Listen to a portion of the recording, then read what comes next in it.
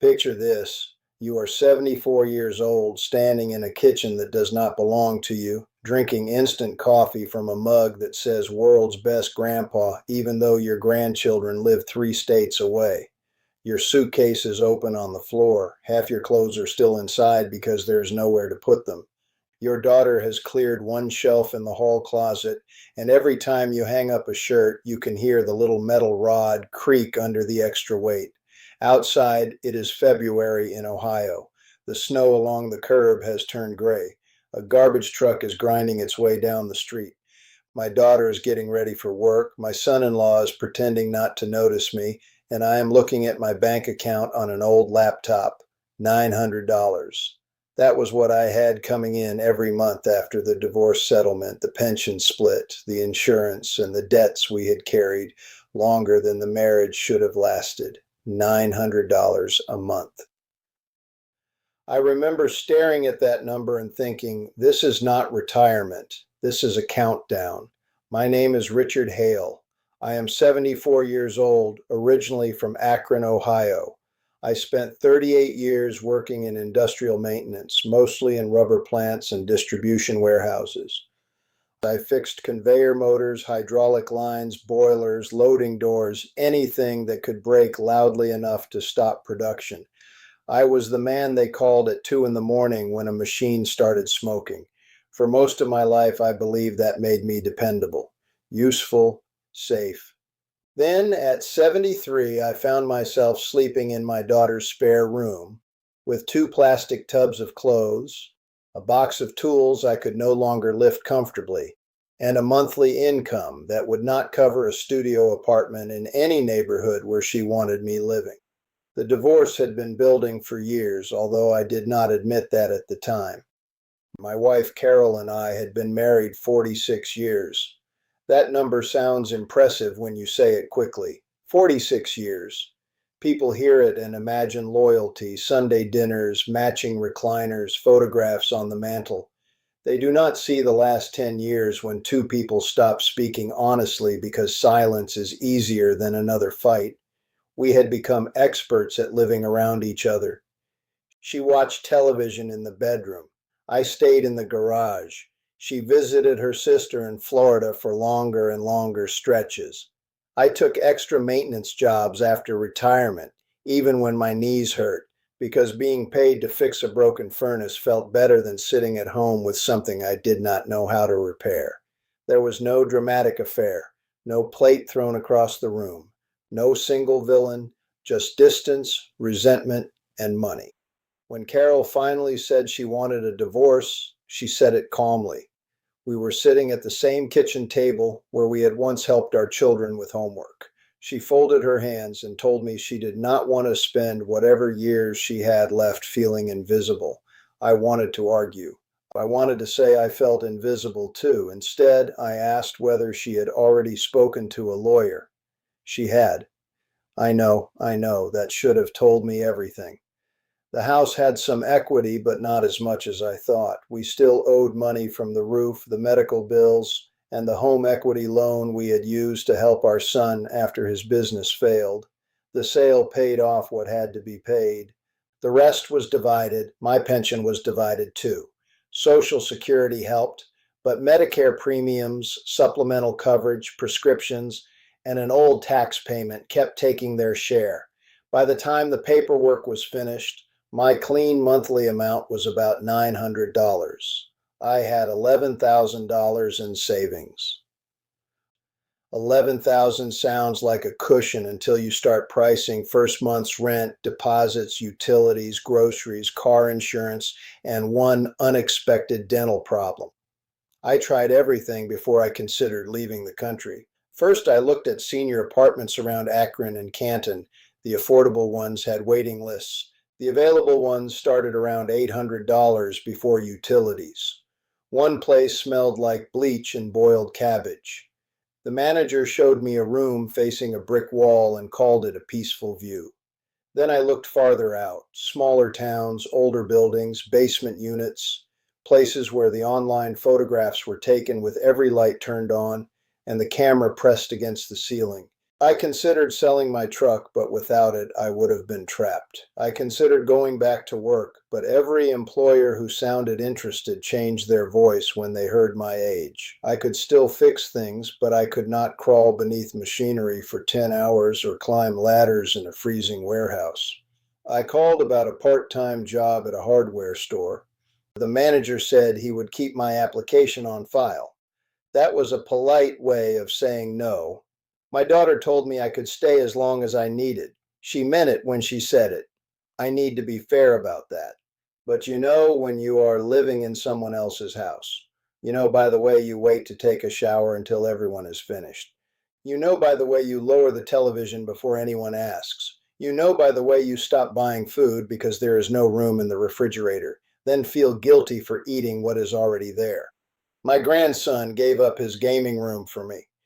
He never complained, but I could hear him laughing with his friends in the basement through the heating vent. I had taken over a piece of his childhood, and he was being kind enough not to say so. That shame was worse than the money. The Philippines came into my life at 1:30 in the morning. I could not sleep, so I was watching videos on my phone with the brightness turned down. One video showed an American retiree buying vegetables at an outdoor market. Another showed a small apartment with a balcony and a view of green hills. The man filming said his rent was 20,000 pesos. I had no idea what 20,000 pesos meant.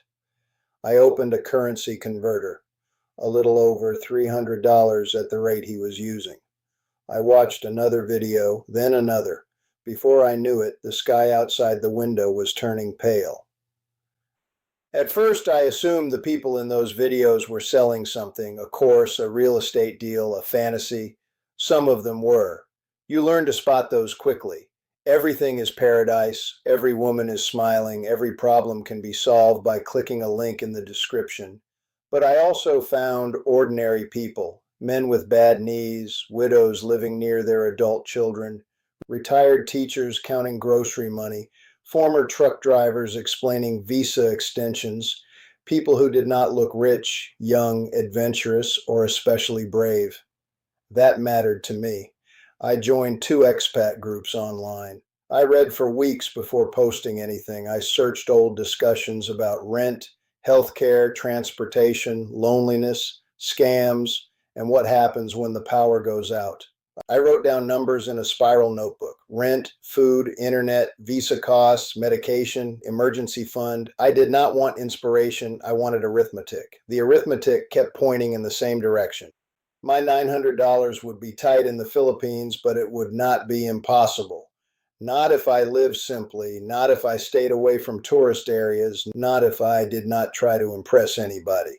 I chose Tagaytay because of the cooler air and because it did not feel as overwhelming as Manila. I liked the idea of waking up somewhere green. I liked the fog I saw rolling across the roads in morning videos. I liked that there were hospitals, markets, churches, buses, and enough foreigners that I would not be completely alone. My daughter thought I had lost my mind. She did not yell. That would have been easier. She sat across from me and asked what would happen if I got sick, what would happen if I was robbed, what would happen if the videos were lying, what would happen if I hated it. I told her the truth. I did not know, but I knew what would happen if I stayed. My savings would shrink. My pride would shrink faster. I would become more dependent each month, and everyone would call it practical until it became permanent.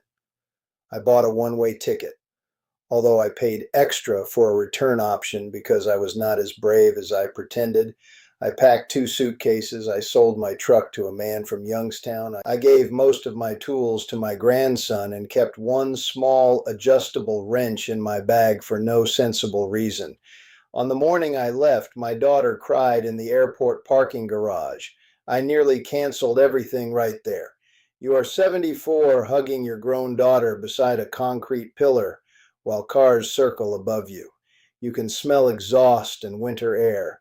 She is telling you to call the moment you land. You are telling her you will be fine, even though your hands are shaking. Then you walk through the sliding doors because if you turn around, you will stay. The flight felt endless. My back hurt. My ankles swelled. I spilled coffee on my shirt somewhere over the Pacific. When I arrived in Manila, the heat wrapped around me like a wet towel. Noise came from every direction: horns, rolling suitcases, people calling names, air conditioners dripping onto pavement. I had printed every reservation twice, but I still checked the papers every 5 minutes. A driver took me south toward Tagaytay. At first, we crawled through traffic and concrete. Then the road began to climb. The air changed. Roadside fruit stands appeared. I saw pineapples stacked in yellow pyramids, steam rising from food carts, motorcycles slipping between cars, and laundry moving on lines behind small houses. By the time we reached Tagaytay, rain had started. Not a gentle Ohio rain, thick drops hitting the windshield so hard the wipers seemed offended. My first room was a short-term rental above a small family business.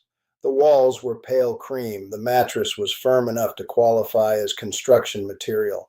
A rooster began shouting before dawn, and a dog answered from somewhere behind the building.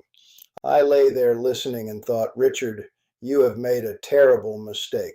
That first week was not paradise. I overpaid for a tricycle ride because I was embarrassed to ask the price twice. I bought the wrong phone data package. I walked into a market carrying too much cash in the front pocket of a bright tourist shirt. I nodded when people spoke because I could not understand them, then discovered I had agreed to buy 6 mangoes. I got sick after eating something my stomach was not ready for. Nothing serious, but serious enough when you are alone in a strange bathroom at 3 in the morning. I missed my daughter. I missed tap water that tasted familiar. I missed knowing which medicine to buy without reading every label. But I also noticed something else. My money was not disappearing as quickly. After 3 weeks, I found a small furnished apartment on a quiet side road. It was not luxurious. The tile had a crack near the kitchen sink. The shower pressure changed depending on the time of day. My balcony faced a line of rooftops, banana leaves, and a slice of distant water when the clouds lifted. The rent was 23,000 pesos a month, about $400 at the time. 23,000 pesos. That included basic furnishings and water. Electricity was separate. Internet was modest. I had a small refrigerator, a fan, a table for 2, a bed, and a balcony large enough for 1 plastic chair and a cup of coffee. I paid the deposit and sat alone on the edge of the bed after the landlord left. For the first time since the divorce, I had a key that belonged to me. That may sound small to you. It did not feel small. I built a routine because routine keeps fear from taking over. I woke early. I made coffee. I walked before the sun became too strong. Some mornings the fog sat low over the road, softening the buildings and turning headlights into pale circles. I learned which bakeries sold warm pandesal before 7. I learned to carry small bills. I learned that the vegetable seller near the corner would add 2 calamansi to my bag if I asked how her grandson was doing. Once a week I went toward Mahogany Market. The first time I tried bolalo, the soup arrived steaming, rich with beef and vegetables. Rain tapped on the metal roof while families talked around me. I had been eating alone for years in Ohio, but this loneliness felt different. Back home, loneliness had been silence inside a shared house. Here, it was simply the absence of people I had not met yet. That can change. A man named Ben started greeting me during my morning walks. He was a retired electrician from Cebu who had moved to Tagaytay to live near his daughter. His English was better than my ability to understand the local accent, so our first conversations were slow. He showed me where to buy a reliable extension cord and which repair shop would not charge me extra because I was foreign. A few weeks later, the owner of the bakery asked if I knew anything about a noisy refrigerator compressor. I told her I used to repair industrial equipment. That was more confidence than the situation deserved, but some habits survive divorce. I cleaned a connection, tightened a loose mount, and got the unit running quietly again. She tried to pay me. I refused. The next morning, there was a bag of Pandesal waiting with my coffee. For the first time in months, I felt useful, not wealthy, not rescued, useful. There is a difference. I want to be honest about the money because that is why many people will listen to a story like mine. $900 is still $900. Moving did not turn me into a rich man. I keep a budget. I cook most meals at home. I do not live in a resort. I do not hire people to wait on me. I do not pretend every month is easy. Rent takes around $400. Utilities, internet, phone, transportation, food, visa expenses, and medicine take most of the rest. Some months I use a little savings. I protect the emergency fund as carefully as I can. When exchange rates move against me, I notice. When the electric bill rises, I notice. But I am not choosing between rent and prescriptions every month. I am not sleeping in my grandson's gaming room. I am not watching my daughter hide worry behind practical questions. I have dignity here, but dignity is not something the Philippines handed me at the airport. I had to rebuild it through small decisions. Learn the price before getting in the tricycle. Do not lend money you cannot afford to lose. Do not confuse friendliness with obligation. Keep copies of your documents. Have health insurance you understand. Call your family even when you feel ashamed. Those lessons came slowly. I made mistakes. I trusted one man who claimed he could arrange a longer lease at a lower rate if I paid several months in advance. Ben told me to stop before I handed over anything. The papers were not clear, the owner was supposedly unavailable, and the whole thing smelled wrong. Back in Ohio, I might have been too proud to ask for help. Here, I asked. That saved me nearly $2,000. My relationship with my daughter changed too. At first, she called every day. She wanted photographs of my building, my street, my food, and probably the lock on my door. I sent them all. After a few months, the fear in her voice softened. She could see my face look better. I had lost the pinched expression I wore during the divorce. I laughed more. I had stories that did not begin with the words I cannot afford. She visited me the following year. The morning after she arrived, we sat on my balcony with coffee while fog moved between the buildings. A rooster was making his usual announcement. Somewhere below us, someone was frying garlic. My daughter looked at the cracked tile, the plastic chair, the laundry hanging across the road, and the green hills beyond it.